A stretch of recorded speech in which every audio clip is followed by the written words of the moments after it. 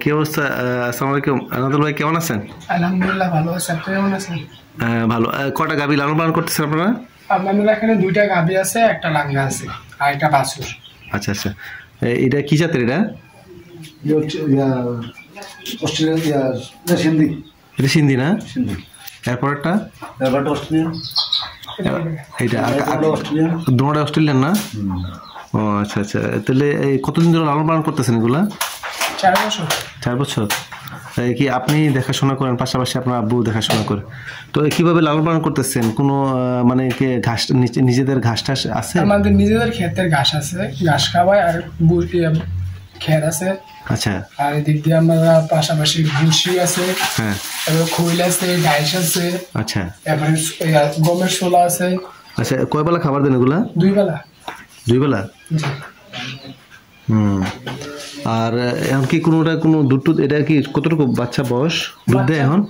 বাচ্চার বয়স এটা 4 মাস। 4 মাস।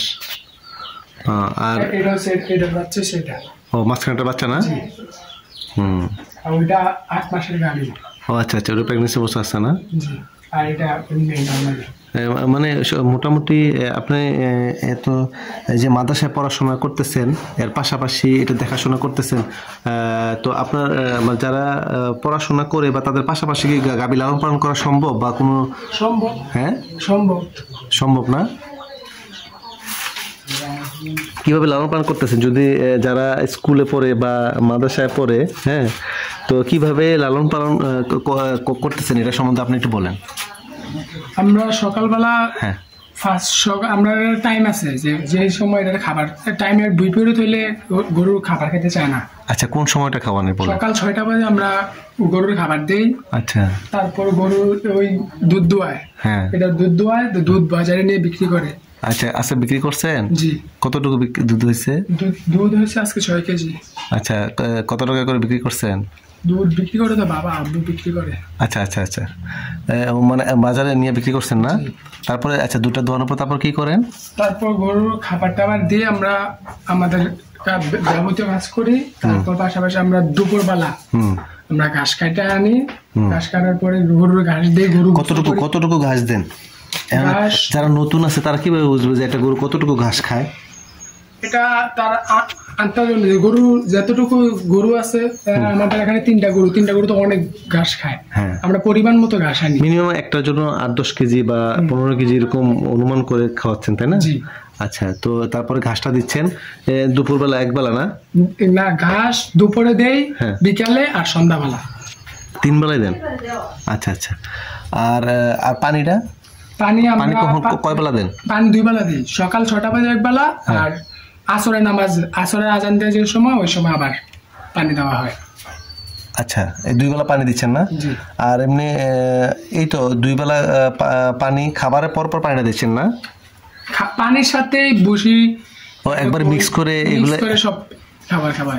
ও আচ্ছা, দানাদার যত খাবার আছে সবগুলো একসাথে দিয়ে দিচ্ছেন? আচ্ছা, তাহলে যারা নতুন আছে তারা কিভাবে লালন পালন করতে পারে এই সম্বন্ধে যদি আপনি কিছু বলেন। নতুন খামারি আপনার মতো যারা ছাত্ররা নিজেরা যদি কিছু জমানো টাকা থাকে বা একটা বাছুর দিয়ে বা এইভাবে যদি করে, কিভাবে করতে পারবে? একটা বাছুর আনলে আপনার প্রথমে যে শুরু করবে, কিভাবে শুরু করবে? আপনি তো অনেকদিন ধরে এটা লালন পালন করতেছেন, একটা স্কুলের ছাত্র, সে কিভাবে লালন পালন করবে? একটা বাছুর আনলে তার অনুযায়ী, একটা বাছুরের অনুযায়ী যে খাবার দরকার ওইগুলা সরঞ্জাম আনতে হবে। এবং পাশাপাশি খেয়ার মাস্ট রাখতে হবে গরুর জন্য। না, গরুর জন্য খেয়ার রাখতে হবে, না তাহলে ঘাস দিয়ে তো গরুটা কুলাইতে পারবো না। আচ্ছা আচ্ছা আচ্ছা। এই এখানে যতগুলা গরু আছে সবগুলা অতিরিক্ত খাবার খায়। আচ্ছা, পরিমাণ মতো দিয়ে এগুলা শান্ত রাখতে হয়, তাহলে এগুলা চিল্লাচিল্লি করে। আচ্ছা, যদি পেট যতক্ষণ না পড়ে ততক্ষণ চিল্লাচিল্লি করে, তাই না? পরিমাণ মতো টাইম খাবার দিই আমরা। আচ্ছা, তাহলে মোটামুটি যদি সে মানে কেউ নতুন করতে চায়, ওরা যদি এভাবে লালন পালন করে একটা অথবা 2টা দিয়ে শুরু করে, তাহলে কি ওরা কি আস্তে আস্তে কি লাভবান হবে? ইনশাআল্লাহ। হ্যাঁ, ইনশাআল্লাহ। তারা কি করতে পারবে নাকি? ইনশাআল্লাহ। এটা কত মাসের বাচ্চা? এটা 4 মাসের বাচ্চা। 4 মাস না? ওই যে মাঝখানেটা ওটা বাচ্চা না? আচ্ছা আচ্ছা। আমার মোবাইলে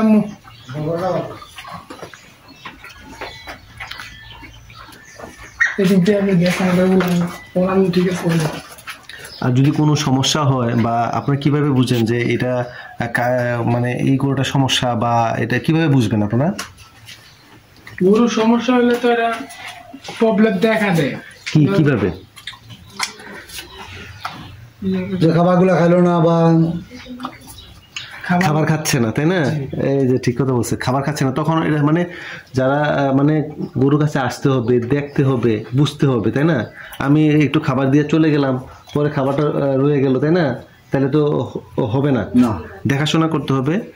পাশাপাশি এটা ইয়ে বুঝছি, মানে ওনার বাবার পাশাপাশি উনি যতটা সম্ভব সময় দেয়। ঠিক আছে।